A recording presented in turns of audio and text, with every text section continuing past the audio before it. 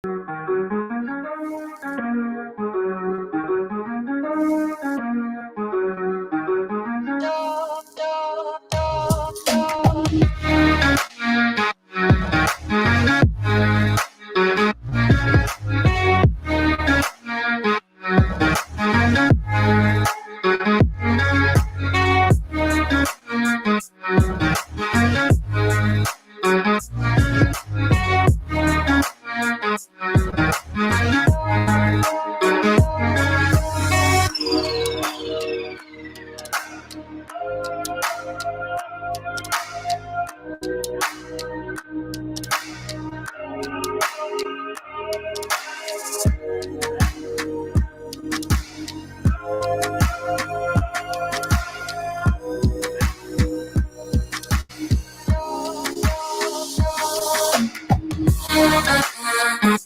everybody, I'm Justin Bohn. And I'm Mike Val. And this is the Bohn and Zano Zone, where we are always on the lanes, off the charts, and on the mic. Hello everybody, and welcome back to another episode of the Bohn and Zano Zone podcast presented by BuddiesProShop.com. Mike, we got a really exciting one. I'm super stoked for this. This is going to be a fun time. Yeah, this is going to be a good one. Your internet's actually working pretty good, so that's a good sign. I know. I'm impressed. I am too. Well, I guess it's for, when you get people that are going to be your age, you make sure the internet works. When you get PBA Hall of Famers, you don't care about them. Yeah, you just we don't care about them. Yeah, no, we just wing it. Yeah. So why don't we really quick before we get into it? You're wearing something new, so why don't you plug the merch? So let's get into that first. Well, we got one of the new Team Bohn merch T-shirts available. We partnered with I Am Bowling this time. We've got this shirt. We've got if you follow along with the vlogs, 6 is our thing. We have a 6 shirt, and we also have a Team Gutterball shirt where the gray boards don't hook. When are we going to have a Hug the Lane Man shirt? I mean, that is a pretty good one. I mean, that is my thing. I have started that, and according to my watch, I'm not really sure, but yeah, we'll talk about that. We'll work on that later. We don't want to keep our guests waiting. No. So I'm going to start with the ladies because that's just the right thing to do. Absolutely. If you guys haven't heard of her, you guys are living under a rock. Especially most recently, the PBA Jr girls national champion. But after 3 events on the PWBA tour, if she was a member, she would be leading the points. I don't know what else to say because the list just goes on and on and on. So I'm just going to introduce and let her introduce herself. So introducing Jillian Martin. Hello, Jillian. Welcome to the show. There she is. So for everybody out there watching, Jillian, go ahead and introduce yourself. And, go right into it. All right. So I guess we'll start at the beginning a little. So back in 2019, I was 14 years old. I bowled up 2 divisions at Junior Gold to lead U20 qualifying and become the youngest to make Junior Team USA. I bowled in 4 PWBA events now, or actually 3. But so I bowled the Women's US Open, just out of the cut line, bowled the Hartford Open. I finished 24th, and then I bowled the PWBA Kickoff Classic, which consisted of 3 different tournaments. I finished 8th, 2nd, and 3rd. And as Justin said, I'd be leading points on the PWBA tour right now if I was a member. Yeah, and one of the fans, shout out to Jack McCarthy, said Jillian shined like a diamond in the sky. And Jack, you are absolutely right. So she's done it all, and she's how old are you again? 16? I'm 16, yeah. Yeah, so the PWBA tour better watch out for a couple of years because when they get there, girl's gonna win a lot. So let's introduce the guy on tonight's show, PBA Junior National Champion on the boys' side. 10 SYC titles, Junior Gold Champion, USA Bowling Champion. I mean, what national tournament hasn't this guy won? Holds the youth record for most 300 games at 40-something. I mean, it's ridiculous. He hugs the lane man frequently, doesn't he? Yeah, you can't even count it. So he's actually going to be my teammate next year at Wichita State. So without any further ado, Spencer Robarge. You're not going to room with this guy, are you, Spencer? Hey, how you doing? Are you going to room with this guy when you go to Wichita next year? Oh, he has bad internet too. I think I'm just rooming with whoever they tell me to. So we'll just have good to move. See. So smart man. Yeah. I'm not good with the technology thing, so if I take a little while to respond, that's why. Yeah, we'll get through it, but they said on the show the best that you're living a decade behind. So Spence, introduce yourself a little bit to the viewers out there. Go right ahead. Okay, so I'm Spencer Robarge. I bowl out of Springfield, Missouri. I've been fortunate enough to win 10 SYCs, 2 USA Bowlings, 2 National Eagles, a Junior Gold, and now the PBA Junior Finals. I love to bowl. I love to play pinball. I have no clue about technology, and that's about it. Spencer, are you by a guy named Mike Remaculus? Are you by him or no? I'm 3 hours from him, but yes, I know Mike very well. Mike was probably the greatest junior bowler I ever saw. He's my age. He was really good back in the day, and I think I don't know if he still bowls as much as he used to, but he was really tough when we were kids. Yeah, he's running a couple of centers up in St. Louis, and he's still just as competitive as he was. Really impressive bowler, knows a lot about the game, and just a great guy as well. Yeah, Remaculus is a good guy. That's all I have, Justin. All right, so we're going to get right into this. If you guys have watched any of our shows in the past, we're going to basically play the show and walk through it this time with our guests. So, Spence, we will see you in a couple of minutes after Jillian's match. As he gives us the thumbs up as I took him off. But okay, that's fair enough. Yeah, so we're going to get right into this. The PBA Junior National Championship, which featured oh God. Oh, man. See, that's better. We're still working on our technology issues. Yeah. So the format to get to the finals was there were 5 regions across the United States. 4 of them. Jillian actually bowled one of the normal ones. I did not. I helped run the odd one. So Jillian, remember a little bit more of the format of the regional qualifying? Oh gosh. Well, it's back in September, but let me see. It was more, we both qualifying. I'm not 100% sure how many games, somewhere between 6 and 10. So I know that's a big number. And then I think they cut to the top 8 or 10, and we bowled round robin match play against each other with bonus pins. And then there was a position round to see who finished in the top 2 spots to qualify for the nationals. And you qualified out of Wisconsin, right? Yes, I did. Okay. So then once they got the national championships, they bowled 10 games of round robin match play. The top 5 qualified for the step ladder, where the number 1 seed qualified for the TV show automatically. Jillian qualified second, beat Alyssa Ballard in the final match of the step ladder before TV to face Victoria Verano. So let's get into this match. Let's get this interview. We're not watching this here. So first shot on TV. First shot too. You want me to just go right by it? No, you can show. But we all know that first shots on TV are always the hardest. Just get it off your hand, and you got lucky enough to strike. And hey, it's good. We're good. That's all that matters. Rules say you have to take it, right? Yeah, I mean it looks the same on the board, so I'm all good with it. So this pattern in our region in New Jersey was extremely low scoring. Oh God, it was brutal. The high game of the tournament between all of the divisions was no more than 260 or 270. Justin, only 2 people were even on this pattern when you guys had it in September. And we had 7 qualifying squads of 5 games each, and 2 people were plus. Oh my God. Yeah, they were impossible. So in most of the other regions, they were a little bit more higher scoring. But there were a couple 300 games in the qualifying regions, and were they fairly similar to what you saw in the regional competition from what you remember? So I'm going to be honest, actually, when I bowled the regional, I was coming off an injury. I had torn my hamstring.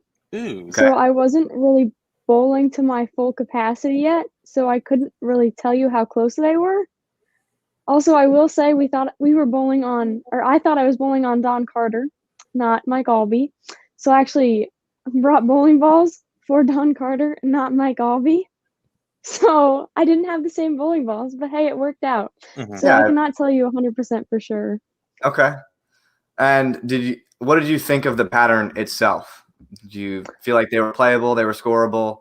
I thought they were definitely scoreable. I think a lot too on the guy side, which the PBA side, they're definitely, you have to get the ball to the friction a little bit sooner, in my opinion. I would say they have some more over under where if you miss and the ball can shim too much, especially if they start to get broken down. So I definitely had to play more angle than I'm typically used to, but I'm all good with it. Yeah, you can get in there and Yeah. You're not afraid to get in there with the guys and really go after it. Yeah, I'm good with that. That shot was not the great though. It's okay. Well, okay. It was a little bit closer than the first one. Just you left some. Wow. We were on the way there. Wow, dude. So let me just say, when I have to shoot this spare and the 6-pin falls, you might as well set up. Oh God. Justin, Justin, you know what I say about this. If my life depended on this or dying, just dig the hole for me. Like, it's impossible. I'd rather shoot a 710 than a 310. I think I'd rather shoot a 310 than a 3610. What about a 36? Sounds ridiculous. Yeah, I would shoot a 36 over it all day. I just chopped the 36 off the 3610 way too much. That's fair. That's fair. She just trips the 4 there. Yeah, so as you're sitting here now, obviously first match on TV ever. Victoria had a little bit of TV experience at Junior Gold, but you got to be thinking, what's going through your head after she starts off with the front 3 and the 4-pin there? Do you have any kind of feeling that this is going to be high scoring, like in your head going into this match?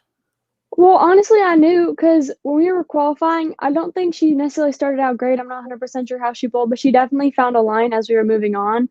So, I mean, I had a feeling it was going to be high scoring, but for me, I was just like, if you go up there and make 12 good shots, then you'll have a pretty good chance of giving yourself a win. And I ended up missing 2 shots, but that's totally good.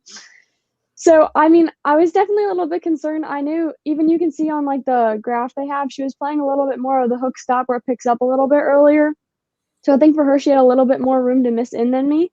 Although as the match moved on, I could definitely get it a little further in. Yeah, she was playing the shim. Yeah, and also, I don't know if it is more of her comfort zone or not. I just feel like where she was able to play, it gave her, the lane was a little bit more open, even though I think I could miss a little bit further right than her. So we were kind of totally different in our approaches to the lane play, in my opinion. It kind of looked like she was playing him like her sister would play him, kind of more down the lane, keep everything square in front of her. Yeah, I also know she throws it faster too, so that would definitely help her play that line. Yeah, I've watched her bowl a couple of the things around here, and she definitely over the past couple of years, she's learned how to get in there, but I think for the same reason that you talked about earlier about being a little bit further right and creating a little bit more area, for personal preference, that might have been one of the things that she was more of a fan of, that she can basically just shim it right up in that hold. And yeah, for sure. And she's playing the oil line. You can see it. I mean, her ball is right on the edge of the oil. Yeah, and she did a great job. She made great shots the whole game too. Yeah. So obviously, so your qualifying average, it showed earlier that you lives at like 217 or 218. Victoria averaged 225 or 226.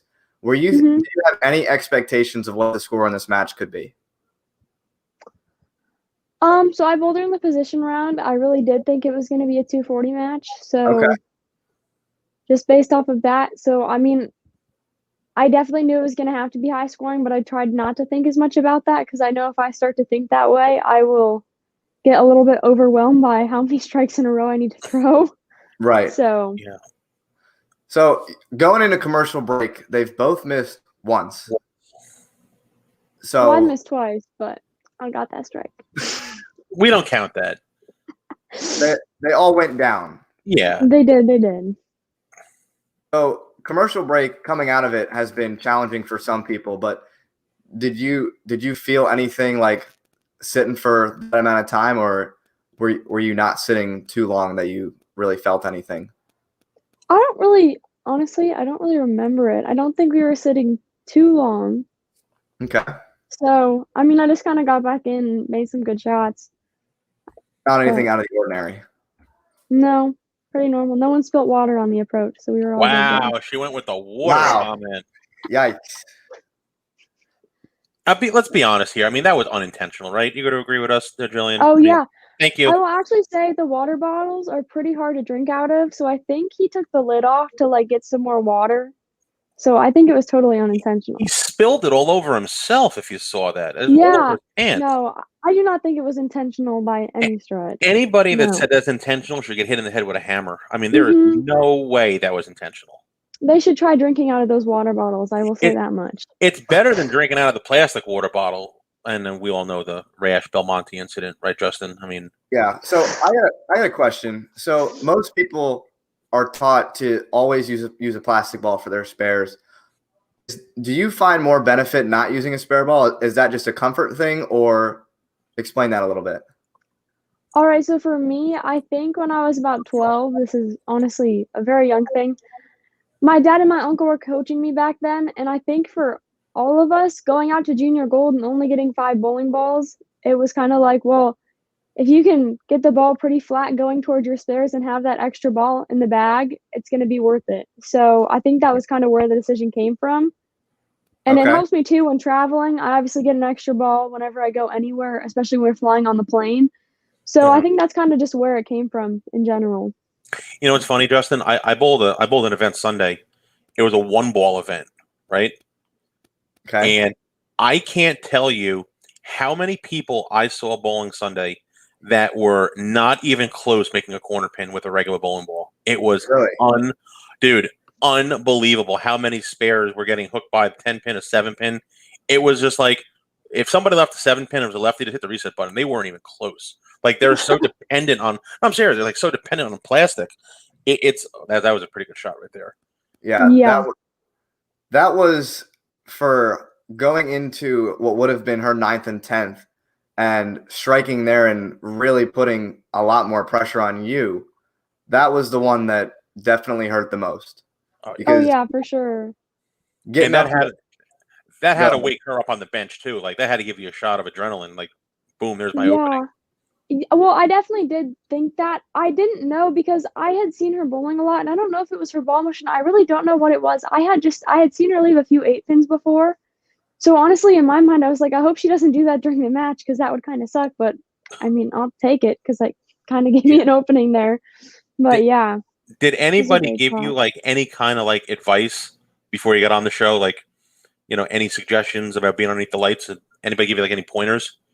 I mean, honestly, not really. I had obviously bowled the PWBA event, so I wasn't actually under the lights. But I think for me, bowling on that scale in a step ladder, I don't want to say it was equivalent to bowling on the youth scale under the TV lights, but I think that kind of gave me some experience to go out here and do this, though it was a completely different experience. So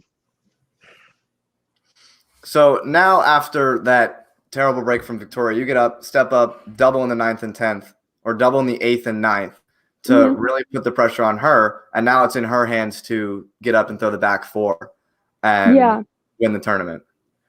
Now, did you think with the look that she had that she was going to have to help you out a little bit?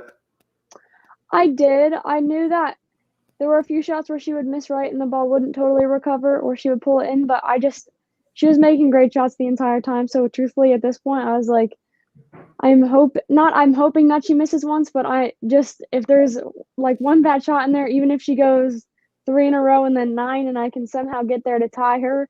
But I thought she was going to close it out at this point because she had a really great look and she was throwing it awesome. Okay. Just give you a chance of what you wanted there. Yeah, I mean, her look was definitely really good, and it was just a matter of some good shots because, I mean, she hadn't missed a pocket besides a 4-pin, and it was the furthest that she had missed the pocket, which I didn't realize how fast she was throwing it too. She was throwing 20 miles an hour. She was throwing the high hard one. Yeah.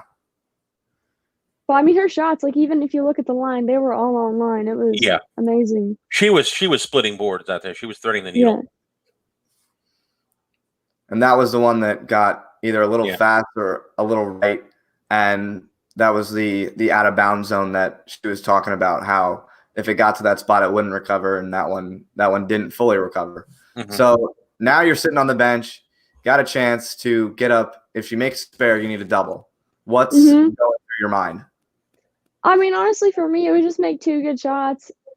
I've had problems with closing in the past, so I was definitely kind of nervous, but I've gotten more used to it, especially recently. So I just told myself, just go up there, make it 2 good shots, trust yourself, trust the process. So. All right. That's sounds like she's been there before. Yeah, simple enough. Simple enough. Yeah. Well, so I threw that a little fast, but it went right on my line. So. Yeah, that's fine. You can literally see to the 10th of a board. Yeah, that's just 16.1 and 6.7 on both of them. So that's pretty good there, Justin. It's called splitting boards right there. That's like Parker accuracy right there. Yeah, it's like that's dad accuracy. Yeah, we'll call that dad accuracy there.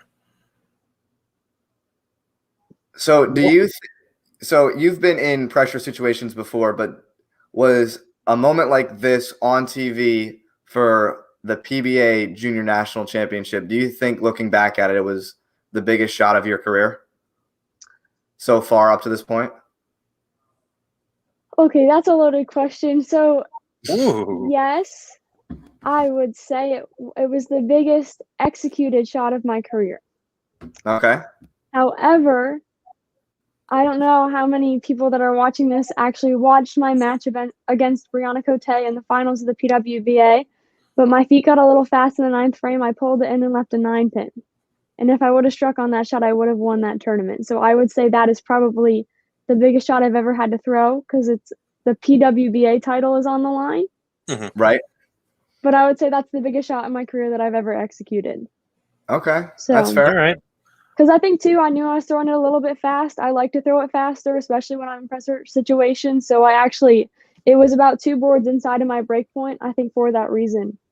Because I knew that to be able to get the ball to do what I want it to do, it needed to be there. All right. Justin, I got one. And Jillian, the two of us, Justin's more of the serious guy of the two of us. I'm kind of more of the loose kind of joker of the two of us here. So you are phenomenal.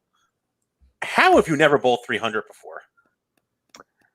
I don't know. You've pried it off your hand for that title, bowling with the ladies this year. How have you never shot 300? I think I don't bowl in a lot of house shot stuff. Mm-hmm. So, I'd usually do a Saturday morning league, but we travel so much that I'm rarely home for it. And this year with COVID, I'm actually not bowling in a Saturday morning league. Gotcha. And I will next year, though. So I think that's part of the reason. I actually, at the PWBA tournament, I shot 299. So I almost got there. But yeah, I don't know how. It is what it is, but hopefully soon. Maybe Dallas. Is that the bucket list thing for right now? Like we'll cross off 300 first, then like PWBA title, then we'll just keep going down the list. Yeah, I would say on the bucket list too, I would love to have the opportunity to win junior gold as well. Oh. Because when I bowled up, that was the year that I feel like I could have been a contender in the U15 division, but I wanted to make Junior Team USA at that point. So I haven't crossed that one off yet. So okay, that's on there too. So we know Dallas is next up on the schedule for you. Is there anything else after that you got going on? So I'm bowling a EYT, an Elite Youth Tour, the weekend before. Okay. But then 2 weekends after Dallas, I'm actually going to go to the Men's US Open. Oh, all right. So at the stadium. I'll bowl the PTQ, and we'll see how that goes. Are you bowling the Masters as well, or just the men's PTQ? I cannot bowl the Masters, and the same rule applies to the Queens as well. They added a rule that you have to be over 18 to participate. Okay. So wait, now I have a question, and Justin, I'm not too familiar with this, so I'm going to put my serious cap on here for a second. Go ahead. So you can't bowl a PWBA stop again, and if you cash, you'd have to join, right? And then you would lose your youth eligibility? Is that how it goes? So, no, if I bowl another PWBA stop, I don't have to join. I just can't bowl anything else. And that excludes majors, though. That's what I was going to ask you. So if you bowl the Mass or the US Open, the Men's US Open, you're okay then, and you can take the prize money, or you can't take the prize money. Well, I can take it into Smart Scholarship. Yeah. I can't, but because the PWBA and PBA are totally separate, I believe. So even if I cash into regular PBA events, and I cashed in 2 regular PWBA events, those wouldn't coincide. I believe. I could be wrong. But you can't bowl a ladies tour stop again this year, basically, right? I can bowl. Well, okay, so the PWBA Kickoff Classic, even though it was 3 tournaments, it was all under the Kickoff Classic, so it only counted as 1 cash. Okay. So I can actually bowl 1 more PWBA tournament in cash, because that excludes majors. So you can get 2 cashes, and then after you get those 2 cashes, if you want to bowl anymore, you would have to become a member. And that's what you can't do, obviously. Yeah. So I can't do that. But I'll bowl the Summer Classic series, because that's another one where it's like you get 3 tournaments, but it only counts as 1 cash. Yeah, it's 3, but it's for what you're bowling for 1. Gotcha. Yeah. And then I'll also go to the Women's U.S. Open, because that's a major. That excludes, the majors are excluded. Yeah. Mm-hmm. Good stuff. So at 16 years old, it sounds like you're bowling on tour, basically, what you can. Yes, what I can. Yeah. Incredible. So we're going to wrap this one up, Jillian, but is there anyone that you would like to give a shout out to, say thank you to? The floor is yours. Go right ahead. Well, obviously, a huge thank you to Storm right here. They have awesome bowling balls, and I'm super appreciative. And also the I Am Bowling. I'm pointing to the wrong thing. You can kind of see that. They make awesome jerseys, and I know they have your merch too. I pointed the wrong way because I still cannot get used to this camera. And obviously, a super huge thank you to my parents. I'm grateful for everything they do, and they're super supportive of me, if I can talk. Good stuff. Awesome. Well, tell John I said hello, and You got it. I can't wait to tell him how much I love that he's on Team Syrup and not Team Nutella next weekend. No, I'm on Team Nutella. Team Nutella. We're gonna have this settled, or not settled, but we're gonna have somebody with some knowledge come in a couple weeks. Yeah, and really put his foot down. That'll be a fun one. But for the time being, Jillian, thank you so much for joining us, and we are going to bring Spencer on. Jillian, thank you so much for your time, and we will see you in Dallas. Bye, Jillian. Nice talking to you. Justin, that's a superstar right there. Yeah. Now let's bring in the other superstar. But I got something that I know he doesn't have. Okay. So Spence, welcome back. So he is the. You said he's the all-time 300 game holder for the youth, right? Yes. Well, you will never have one of those, unfortunately. Can we see this? Kind of. Yeah, no, I won't. And this is what's so sad that that's how old I am. So we lost him? We'll get him back. Justin, you're another one. Like, it's so sad that there's no more. And Justin's frozen again. Oh boy, Justin's frozen. There you are. It's so sad that the youth won't have their own like awards. You know what I mean? Well, we can purchase rings when we shoot our first sanctioned one. Yeah, but it's not like there's no more Young American. Like this is from YAVA, Young American Bowling Alliance. That's defunct it now. It's all through USBC. As I'm saying, there's no separation between the youth and the guys or the adults anymore. Right. Again, I'm just showing my age, Justin. I'm an old man. What do you want from me? Yeah. But that's something that unfortunately you guys will never have. So we'll put that back in the unless I find one in a flea market or something. eBay, buddy. eBay. Yeah, that's true. I could. You find anything on eBay. This is very true. So not wasting time and get right into this championship match of the PBA Junior National Championship on the boys' side. So Spencer came out of Texas and Nate came out of Wisconsin. And also, I'm going to take a quick minute and say the regional tournaments for next year's national championship will be Labor Day weekend once again. Those locations have been announced on PBA.com. And the Parker Bohn III Junior Scholarship Tournament will be region number 5. So if you want more information on that, go visit PBA.com and follow along on our Facebook pages, and we will keep you guys informed on that as well. So here's my first question, Justin. Spencer, did they re-oil after the girls got off the pair for you guys, or is this leftover from the girls? This is the leftover. So Nate was rolling on what Jillian and Victoria had left out there. Gotcha. So they did not re-oil for your match then? Right. Okay. Now, so coming into this match, you have bowled on TV a couple of times, 3 or 4 now. So you've got some experience under the light. Yeah, this was Yeah, this was my fourth time on TV, so I had a fairly decent idea of what to expect. The only difference was this was the first time I'd ever actually been mic'd up before. So Junior Gold and USA, they had never done that before, but for this one they did. All right. So I got a question. I know that you're, at least at youth tournaments, the youth know it's a little bit more, but you're known for bringing lots and lots of bowling balls to tournaments. How many balls did you bring to Florida?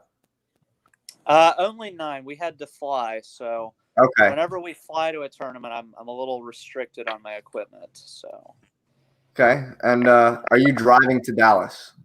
Yes. You got any kind of idea how many balls are going to be in the car for that one? Quite a few. Over under 25. Over under 25. I'm not sure. It might be over. I think it's going to be under, but it might be over. I've just started doing some new layout stuff, really changing and being a little bit more dynamic with my layouts. So I've got all of the bowling balls that I have been throwing, and then along with the other stuff that I've been throwing. Plus, I'm drilling stuff, getting ready for the U.S. Open and the Masters. So my bags are getting fuller and fuller. So. All right. Routine spare there, by the way. Yeah. Routine is right.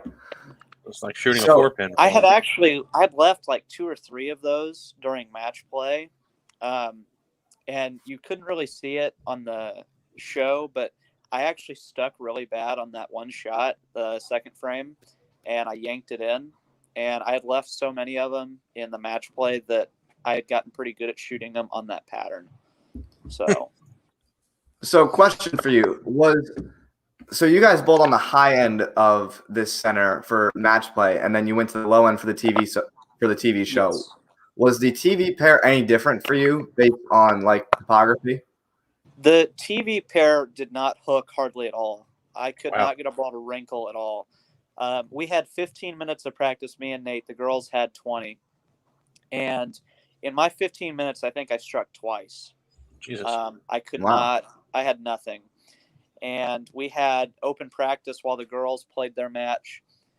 So I came back and came in with a new mindset for how to get that pair a little bit better. And, I'm throwing urethane, obviously. I went to resin up on the gutter to try to get myself a sign of hook, because I threw about 4 or 5 balls in the gutter as well. I had no hook off the gutter. So I came in, threw a lot of shots up the gutter to burn them up. And then about 2 minutes left of practice, I went to urethane, and I actually had quite a bit of shape. So that's called one of the few times that my work actually worked out. Yeah, that's also knowing your equipment too there, pal. Yeah. And 5 spare. I shot there too. Yeah, routine spare as well. Yeah. Seriously. So going into this match, the scores I would say had been on the higher side in qualifying. Did you have any expectations of the scores going into this match? Do you think it was going to be, like Jillian said, that she thought they were going to be 240.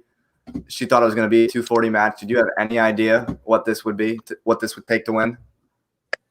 Well, I had bowled Nate in the position round. Okay. And we were 1 and 2. And I think our match was 249 to 247, and I had won that one. But basing off of his ball reaction and then my ball reaction, I wasn't going to be surprised if it was 220-esque. Okay. The left lane was a little interesting for me. If you remember back to when Jesper bowled on that pair a couple of weeks ago, he'd had some issues with the left lane. And towards the end of that match, in the 8th frame, I left a pretty plaque 7. This shot I actually thought was pretty good. I'd made a small adjustment off of the stick because, that's just usually what my move is. And it was one of those things. I didn't expect it to be 240, 250 like the girls, but I could have seen it going a little higher.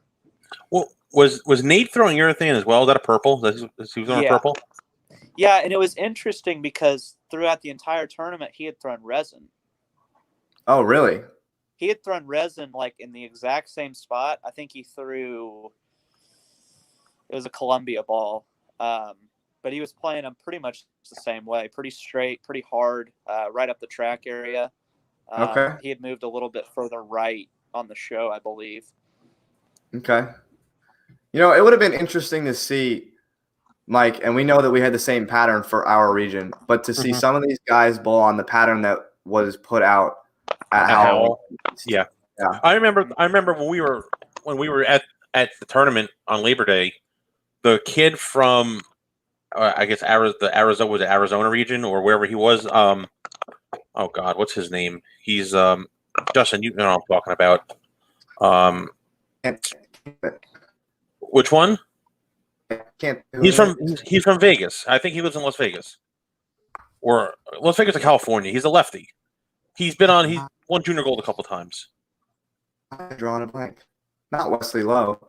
No, not Wesley Lowe. Oh my God, I can't think of the kid's name, but he ran him over out in that Western region. He had like a 400 pin lead after the first round. I do remember that. Why? I can't think of the kid's name. Is it Hunter Mays? No, it's not. He was on Justin. I believe he was on the show the year Brandon made it at Junior Gold. God, I can't think of the kid's name. He looks like he's Spanish. Why can't I think of this kid's name? I can't. I remember someone having ridiculous lead in one of the regions, but Solomon. That's it. Thank you, Solomon. Yeah, he didn't bowl this tournament. But he was the one that got through. He crowbarred the West region, if you remember. He didn't bowl this tournament. What? Really? Yeah. But he was the one that whacked him on Labor Day, if you remember. We were talking about it when we were doing the commentary, that kid had like a 400-pin lead. Maybe it was Spencer. Maybe you got your 200 lefties mixed up. No. I think I only led by about 170. So. Yeah, shake it off. Yeah, hang in there, buddy. Seriously, just hang in there. Well, it was weird because at our region we bowled a Bolero, and they had a little bit older surface, and a lot of the guys from Texas threw resin. And usually I go in throwing urethane. Like, urethane's kind of my game. I'm left-handed for a reason. So I had kind of just banked on throwing urethane, and I believe I threw a booyah throughout match play or qualifying. Match play got a little interesting. The last 3 games, I actually threw the pitch black that I'm throwing on the show, because I just drilled it and it would shape down lane in the right spot. So it was a little bit later since it was new, I guess. Mm-hmm. And I don't practice with a lot of new stuff, so my covers stay fresh really long, and it just happened to be fresh enough for this. But 500 pads are always left-handers' good friends. So absolutely, 500 are. It's true. 500 pads are definitely lefties' best friends. The amount of balls that my brother hits 360 with absolutely blows my mind. I mean, mind-boggling. Some of the balls he hits with 360, and I'm baffled by it. Your brother's a special character, Justin. That's a nice way to put it. To put it. It is. Yeah, it is. Now, and I asked this. I think we asked this twice, Justin, and nobody had the answer. Spencer, are you using like a normal layout on that urethane? No. So what that layout is it's a is that the Jesper layout where it's on the other side of the ball? I'm trying to figure that one. That's what we're trying to figure out. No, it's actually a Mo Pinnell layout for no thumbers. God rest his soul. We lost a legend. Yeah. It's a layout where you drill the CG out. It's a pretty tall pin.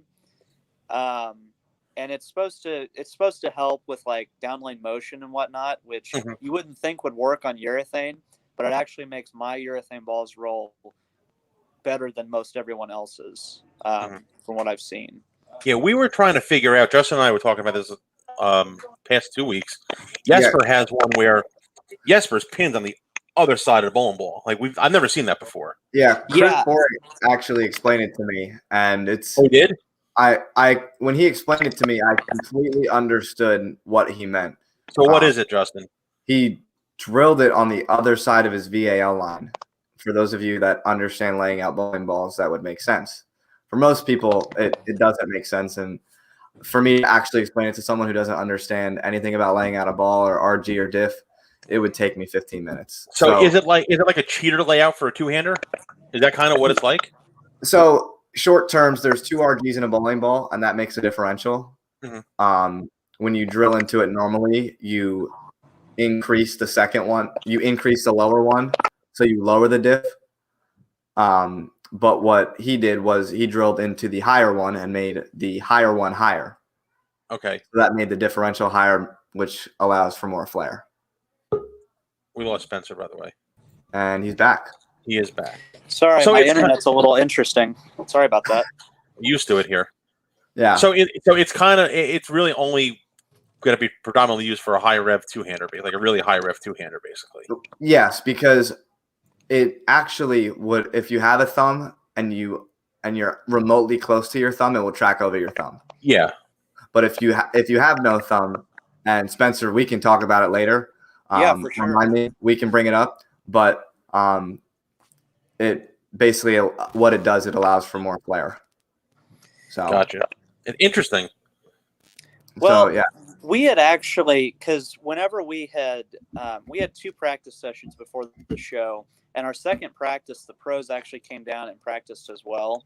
And I had gotten to look at that one, and I'm just sitting there looking. I'm like, this isn't even close. Like, Right. I feel like I understand, layouts a little bit, but I was sitting there scratching my head. I had no clue. Never seen it before, right? No, I hadn't. I mean, I'm a pretty standard layout kind of person. Mm-hmm. I don't like to do anything too crazy, which I'm breaking out of that. But it was, my goodness, it was odd. Yeah. Well, to finish that conversation real quick, and then we'll get to this match as we enter the 10th. But Spence, if I explain this to you and you don't do it before we get to college, we'll do it out there in Wichita. Oh God. We'll get you. Do what? We'll take care of it in Wichita. You'll have a pitch black and we'll do it. Yeah. So, So going into this 10th frame, this might have been even closer than the girls' match. You're getting up. Now you need a double and 9 to shut out Nate and win the tournament. So you've got the advantage on a lane that you had struggled a little bit before. Get the first one in the 10th. Do what now? So you had struggled a little bit on this left lane before, and now you need to show up, and you struck, I think, once before on that left lane. Now you need a double and 9 to win the tournament. Yeah. What's going through your mind? Well, when I had practiced on that lane, I'd really liked it. And towards the, once we got to the match, I didn't. I'd plaque 7 in the 8th off of a pretty good shot. And my mind was just, make a couple of good shots, which the first one was really good. This one was terrible. But that 5-pin falling was really big. Yeah. Because that tightened up count, which forced a double. And I knew, in the 8th frame, Nate had left a ring 10. And I knew that he was kind of fighting possibly some transition on that lane and a couple of shots that had just not quite done what he thought. So when I had gotten that to fall, I felt pretty good about my chances. I knew he was going to go up and make the best shot he could. But, I felt fairly confident, with my score. Okay. Yeah. If somebody said to you, you're going to pull 227, you were take your chances with it. Do what? I said, if somebody said to you before the match, you're going to bowl 227, you'll be happy and you'll take your chances with 227. Yeah, absolutely. Off of what I had seen in practice, 227 would have been like 350 on anything else. Mm-hmm. I had nothing. I had absolutely nothing. So, and that's all she wrote there. Real quick, I want to make note if you didn't just see it, Nate's got no holes in his spare ball. I'm sorry? Nate's got no holes in his spare ball. You're kidding me. I'm dead. Hold on, let me. He palms it? Yeah, watch him pick up his spare ball. Real quick. You're kidding. No, go ahead. Just holy S, he does. Yeah. Wow. That's one way to lay off it two-handed, right? Is that allowed? I think it is. I mean, as long as you don't have any holes that are not being filled, I'm sure you're okay. I wanted to make a note. I actually had tried that, not because I had seen him do it, just I had looked at possibly doing that a long time ago. Oh, look who's checking into the show here, guys. I was okay at it. I was not near as good as he is at it, but it's a weird feel. Yeah, is that common? I've never seen anybody do that before. Is that common amongst like the he's two-handed the only community? person I know of that does it. I've seen one other kid do it, and we were bowling. It was USA Bowling. We were bowling in Alabama, and Chris, our coach, noticed it. It was Ryan Taylor, and he picked up his ball, and he had 2 fingers and a thumb, and all 3 holes he gets up to shoot the spare like this, right? And all 3 holes were over here, not covered or filled, and that's illegal. But I think having no holes, Nate said it's good, so. We'll trust our sources on that. Yeah, we're right to the horse's mouth. That's what we'll keep it as that. Yeah. So Spencer ended up winning. So walk us through the feeling of being the first ever PBA Junior National Board Champion. I was really excited to win. I obviously want to win everything that I bowl, but I really wanted to win that one. I don't know if it was because it was the first one. I don't know if it was because of, it being televised. He's on the Bohn internet. I have no words. You don't have any words, but he'll come back. Don't worry. He'll come back. No, he'll come back. Dude, that's amazing. I didn't catch that until you just said it with the spare ball. That's incredible. It's different. It's different. But if some people make it work, and he does. You got to be really talented to do that, like especially like with your feel. Yeah. Look at Smallwood. Like Smallwood rolls the ball back up on his forearm. That takes a lot of talent too. He's not putting his fingers in the ball. Yeah, I know. That's incredible. Yeah, we'll get Spencer back, I'm sure. We'll get Spencer back. So, and while we're waiting for Spencer, do we want to touch on anything else that's been going on here in the bowling world? I think we can touch on what has been going on with the PBA World Series of Bowling. Make note of the TV shows. If you aren't watching, be sure and tune into Flow Bowling and PBA.com. It's coming down to the last couple of games here in the World Championship to see who makes the top 5 for the step ladder. So as soon as we wrap up here, I know that's where I'm going. So do you have by any chance, do you have the up to the minute standings of the World Series? Give me 2 minutes. Because there's one person in particular I'm looking to see where he is right now. Is it Walter Ray? It is Walter Ray. You know me all too well. Yeah, well, I try. So, real quick, Spencer just joined us once again, and I'm just going to read his top. There we go. Tom Doherty. No problem. You're good. I have no clue. We're just going over the top 5 in the World Championship real quick, and then we'll get back to your question. So Tom Doherty, DJ Tackett, Jacob Buttriff, Chris Fye, Kyle Troop. That's the top 5. There's 2 games left. Walter Ray's in 14th out of 16. All right, so it looks like Walter's not going to get to the show. No. So if you want to find the stats for that, you can go to pba.com, and they will be all on the website. So anyway, back to the question. Mm-hmm. How does it feel to call yourself PBA Junior National Champion? It's definitely really awesome. I really wanted to win this one. I'm not really sure why. I just really did. But I definitely set in when I came home. And everyone was trying to find out, hey, did you win? Did you win? Did you finish second? What happened? And we couldn't say anything. And it really set in after about the 6th or 7th person that tried to find out. It's like, I won that. I did that. Right. So it's just a really awesome feeling. Good. Awesome. So we know Dallas is coming up for you next. What's next on the schedule after that? So right after that, I go to the Masters and the U.S. Open, and I do not have to bowl the PTQ at the U.S. Open. I have a direct entry. Mm-hmm. So that'll be fun and a lot of games, and so I like the stadium. Hopefully, it can be nice to me again. So shocking you like the stadium.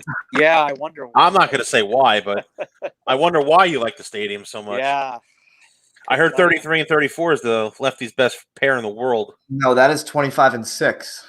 Is it 25 and 6 or 33 and 4? 25 and 6 is the best pair in the world? Why 25 and 26. Well, yeah, we know why. Yeah, we know why. We know why. Is that it? Is that why? We know why. We know why. Yes. The everyday 2, 3. That's well, why is that not? Why is that not in the case anymore? Because on the ball wall.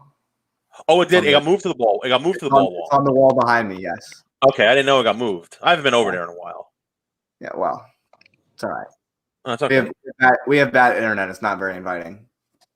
That is true. That is true. So, Masters, you're bowling the Masters too? Yeah, both. You're bowling the Masters. So, Masters and the U.S. Open, and there we go. So before we head out, I got to bring this picture up because your mom had sent it to me right before. Oh boy. So I talked about it earlier. Me and Spencer both going to Wichita State. We'll be bowling together for 4 years, and this goes to show how long we've known each other. I believe this was from Buffalo. Oh gosh. Oh wow.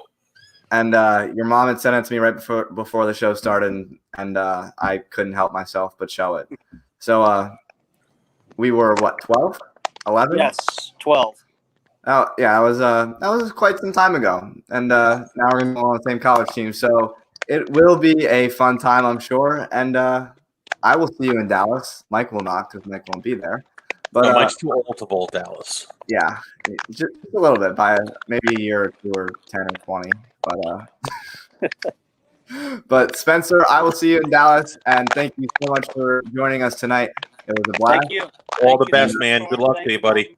Thank you, everyone. Thank you. Guys. Oh, I forgot one thing. Is there anyone that you would like to give a shout out to? Thank for your right ahead. I just want to thank Storm, my mom, and my brother. They're all doing great things, and thank you, everyone. So, all right. Yeah. Awesome, man. You guys Good luck. for having me. I appreciate it. So. Give him hell out there, bud. You got it anytime. And there we go. Another superstar leaving, Justin. Yes. So we are going to wrap this one up. This was a pretty fun show, getting a little bit of a better insight into the PBA Junior National Championship. Congrats to Spencer and Jillian once again. And now before we wrap it up, so you had told me before we even got on today that the PBA, they are doing this again next year. Yes. But you had also were telling me that they are doing a couple PBA Junior regionals now through the year. Is that right? Yeah. That whole story is on PBA.com. I believe that they have 4 before the end of this season. Okay. Across the country. Nice. So there's one in the east somewhere. Yes. Okay. North Carolina is the closest. That's close enough. Yeah, close enough. All right. So next week we have a whole plate of bowling now. We have Saturday, Sunday. No, I'm sorry. Monday, Tuesday, Wednesday. The World Championship Sunday. Yeah. So I'm gonna just go over this. Let's do the schedule real quick. So this Saturday at 2 p.m. Eastern on Fox will be the Guaranteed Rate World Championship. On Sunday at 3 p.m. on FS1 will be the Roth Homan Doubles. Monday at 8 p.m. on FS1, Monday night, will be the Cheetah Championship. Tuesday at 8 will be Chameleon on FS1. And Wednesday at 8 will be Scorpion on FS1. Now, Justin, I've been kind of out of the loop. Are the shows set yet or no? No. For the animal pattern. The animal pattern match play takes place on Monday, Tuesday, or Wednesday, depending on what pattern is that night. Okay, but the World Championship will be over tonight, and we will know the final 5 for the show on Saturday. Yes. So, really quick, you said it was Darty, EJ, Butters, Troop, and Vi. Yep. Who was 6th? I think was it close? Yeah, like a big. Dom Barrett, I believe, was 20 off. Okay, so there's going to be close with 2 to go. Dom was 15 off. Bill O'Neill is 97 off. That's a lot to make up with 2 to go. 97? Yes, 97. That's a lot to make up with 2 to go. Yeah, nothing against Bill, but that's a lot. It's striking distance, but it's a lot. He's going to need some help.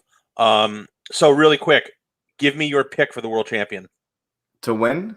to win. If it stays the same, but take the 6. I got to take Tom Doherty, because Tom Doherty or EJ Tapper, they've bowled. I mean, they're leading the tournament for a reason. Or Jacob Buttriff, they're out averaging 4th by Butters is out averaging 4th by 6 pins a game. Wow. And the other 2 guys are ahead of him. So you think this is the week that Doherty finally breaks through? I think it could be. I think he's proven it all week, and with 2 more good games, he's going to have 1 game on TV. And, how about Troop winning again? That would be bowler of the year right there. That would be that would put a player of the year statement real quick, really fast. And then, do we know if any of these guys that are in the top 5 are they in any of the animal match plays? Do we know this? Oh, I'm sure. Is Walter in any of the animals? I think Walter's in one of them, right? I think he made the cut in one of them. Yeah. Now, I had read, and I don't watch Flow, that Walter's hinting at retiring. Yeah, from the kids tour. He's still gonna bowl on the PBA tour, but he was hinting at his time on the kids tour was. Yeah.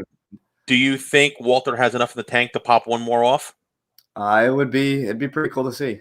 He would break the record then. He would be the oldest to win on the national tour by 3 or 4 years. I think it's 3 or 4. Yeah, Handegard has the record at 57. Yeah, 57. So Walter's 60 now, right? Yep. So we're gonna wrap this one up. Thank you guys so much for tuning into this episode of the Bohn and Zano Zone podcast, featured on my YouTube channel as well. You should feature it on your channel every time we do it. Maybe we'll see. I think you should. We'll see. All right, so we'll be back next week. We'll recap everything going on in the bowling world. We'll be back next week, and we'll preview the U.S. Open and the Masters. The Masters is a good one. We'll preview that one. That brings the amateurs out too. Yeah, absolutely. So we will be recapping that next week before I head out to Dallas. So that is true. We will see you guys next week on the Bohn and Zano Zone. For now, and don't forget, all your bowling needs, BuddyProShop.com. That is correct. Promo code ZONE5 off to save 5% on your purchase. Yeah, so thank you, BuddiesProShop.com. Thank you, Bull for Life. And we will see you next time inside the Bohn and Zano Zone.